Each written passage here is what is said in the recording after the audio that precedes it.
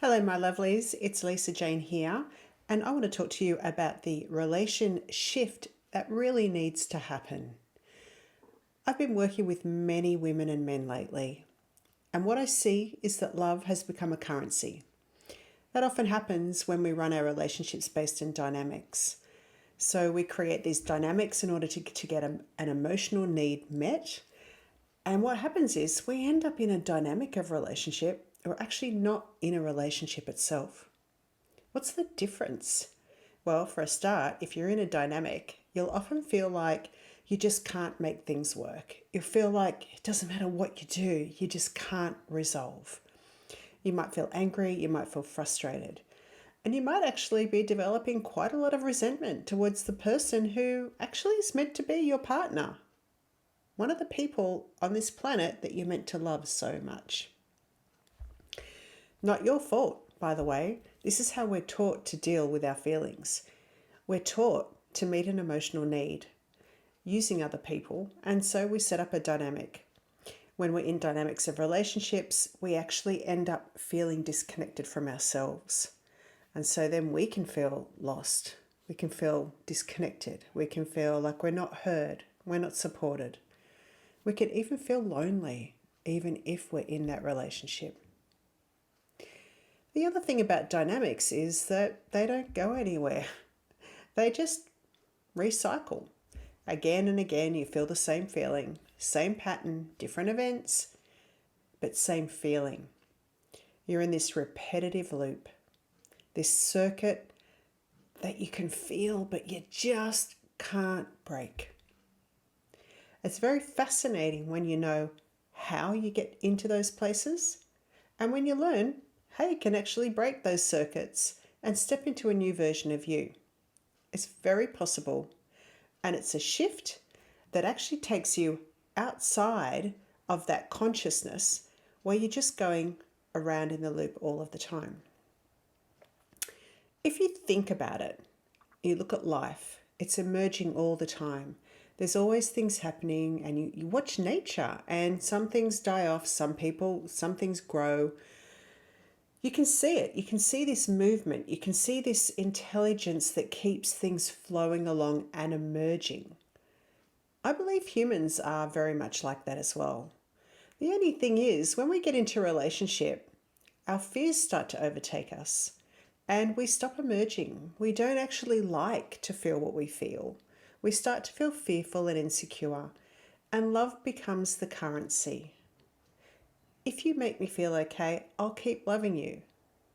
Or, how can I get you to always be loving towards me? How can I feel more love from you?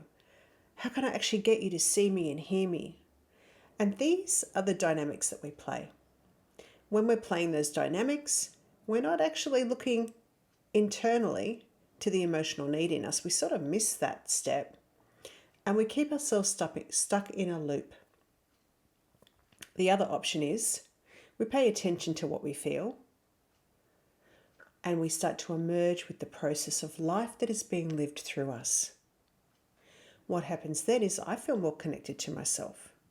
Because I'm more connected to me, I actually feel more connected to you. I start to get a little bit curious about life.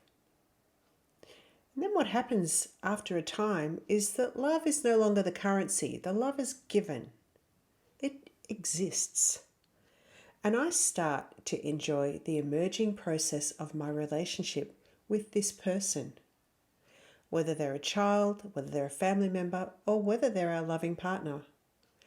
And I totally believe this is a new realm of relational consciousness.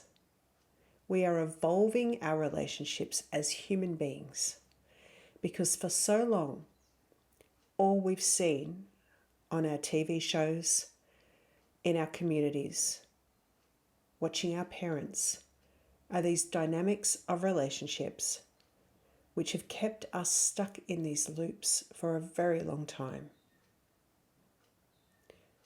It's easy to understand why we feel so chaotic inside, why there's so much conflict, and why we manifest all these wars.